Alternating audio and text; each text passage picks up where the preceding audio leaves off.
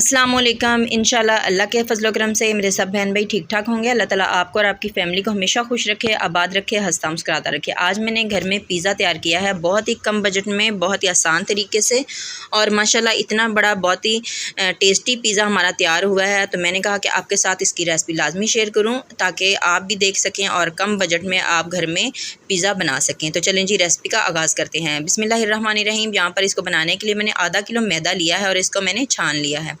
तो अब हम इसमें जो चीज़ें डालेंगे तो वो मैं आपको प्लेट में निकाल ली हैं मैंने, ताकि आपको दिखाने में आसानी रहे। तो यहाँ पर मैंने हाफ़ टी स्पून ही लिया है, यहाँ पर हाफ़ टेबल स्पून मैंने ईस्ट का लिया है। ईस्ट जो है वो खमीर पैदा करने के लिए मैदे में जो डाला जाता है वो है।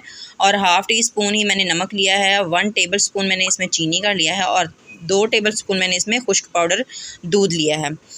तो अब सारी चीज़ें जो हैं इसमें डाल देंगे, और साथ ही मैंने 4 चम्मच यहाँ पर देखें दही लिया है, ये ताज़ा दही है।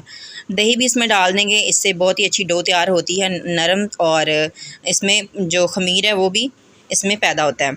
तो अब सारी चीज़ों को अच्छे से मिला लेते हैं, और फिर हम इसके अंदर नीम गर्म मैंने पानी लिया है।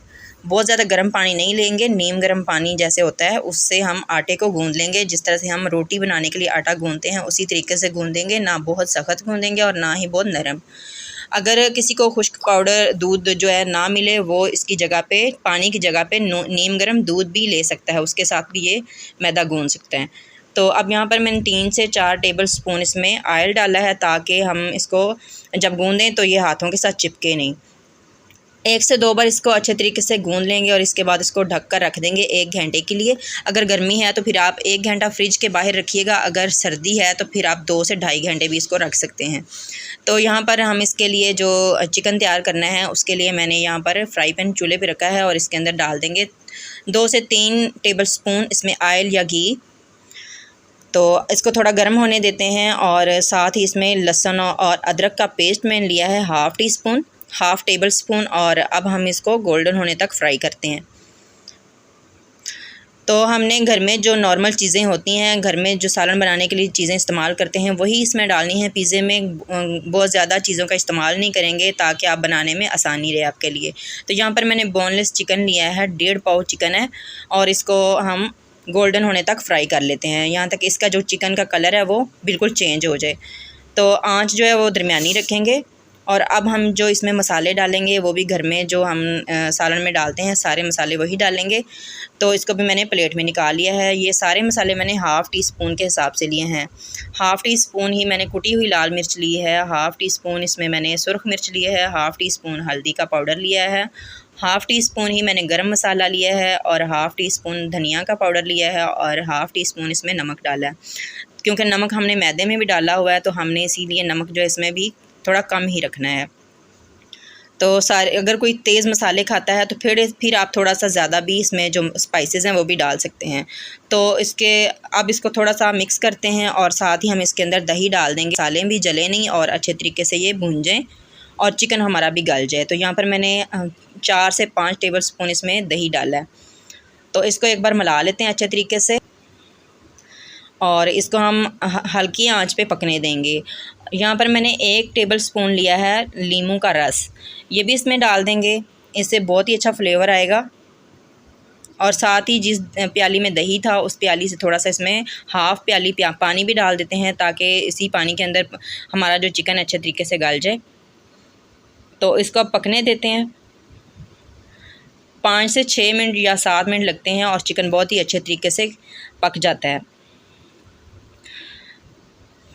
तो माशाल्लाह हमारा जो चिकन है वो पक चुका है। यहाँ से मैंने आपको दिखा नहीं सकी, मेरा जो मोबाइल था वो बंद हो गया था। इसको मैंने प्लेट में निकाल लिया है। यहाँ पर मैंने ये टमाटर लिए हैं, छोटे छोटे क्यूब्स इसके काट लिए हैं, बीज मैंने इसके अंदर से निकाल दिए हैं। यहाँ पर इस तरह से मैंने प्याज़ों को काट लिया है चौकोर, और ये मैंने 1 शिमला मिर्च जो है उसको भी इस तरह से क्यूब्स में काट लिया है। और यहाँ पर मैंने जो इसमें चीज़ का इस्तेमाल किया है, जो तार वाली चीज़ होती है वो मैंने नहीं ली, जो नॉर्मल होती है ना वो वाली मैंने ली है। इसको मैंने ग्रेट करके एक प्लेट में रख लिया है। और अब जो हमने मैदा जो है उसको छोड़ा था, इसको ताकि ये फूल जाए अच्छे तरीके से। तो माशाल्लाह ये देखें 1 घंटा इसको हो चुका पड़े पड़े, ये बहुत ही अच्छे तरीके से फूल चुका है। तो अब हम इसको प्लेट में निकालते हैं। जिस ट्रे में हमने इसको पिज़्ज़ा बनाना है उसी के अंदर निकाल लेते हैं। तो मैंने यहाँ पर बटर पेपर जो है वो ट्रे के अंदर निकाल दिया है। मैं इसको ओवन में तैयार कर रही हूँ, तो ओवन वाली जो ट्रे होती है उसी के अंदर बना रही हूँ। अगर आप पतीले में बनाना चाहते हैं तो आप किसी और प्लेट में भी बना सकते हैं, या इसी ट्रे के अंदर भी बन सकता है। तो इसको हम पूरी ट्रे के अंदर फिल कर देंगे इस तरह से। ये देखें पूरी ट्रे के अंदर इस तरह से फिल कर देंगे। अगर आप बटर पेपर ना भी लगाएंगे तो फिर भी ये ट्रे के अंदर चिपकेगा नहीं, बस आप ट्रे को ग्रीस कर लीजिएगा घी से या ऑयल से। तो अब हम एक इस तरह से कांटा लेंगे, उसके साथ इस तरह से हम इसके अंदर सुराख से थोड़े थोड़े कर लेंगे ताकि ये फूलने में इसको मदद दे और अच्छे तरीके से पक जाए। ये देखें इस तरह से। तो अच्छे तरीके से मैंने इसको सुराख इस तरह से कर लिए हैं, थोड़े थोड़े डॉट्स से लगा लिए हैं। अब जो हमने पिज़्ज़ा सॉस है ये भी आपको किसी भी जनरल स्टोर से मिल जाएगी, ये आप एक प्याली में ले लीजिएगा। और इस तरह से हमने सारे जो हमने एक ब्रेड बनाकर रखी है इसके ऊपर इस तरह से लगा लेंगे। ब्रश की मदद से लगा लें या चम्मच की मदद से इस तरह से आप लगा सकते हैं।